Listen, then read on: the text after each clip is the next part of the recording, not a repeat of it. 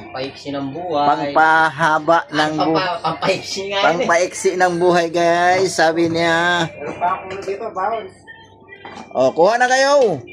Anong inaantay niyo? Ang round table natin. O, anong inaantay niyo? Pasko? Malayo pa ang Pasko, ha?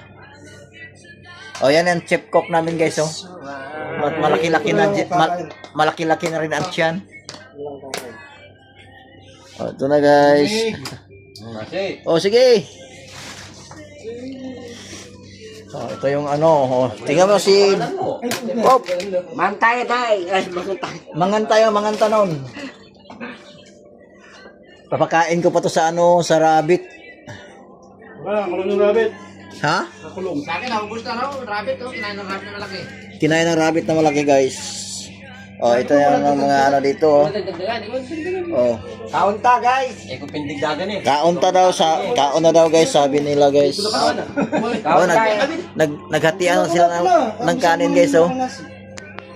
Oh, tingnan nyo. Okay, tira na. Manyan na kalapang pa. Ilala mo na yung mga liwa, bata bukas tikang almusal. Ito yung pangpahaba ng buhay, pangpaliksi daw ng buhay. Oh, ito na. Pinutol kasi nila, kaya pagpaiksi nila ng buhay.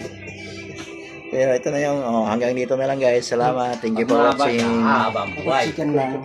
Chicken lang sa kanya, guys. Bye-bye. Chicken. Bye.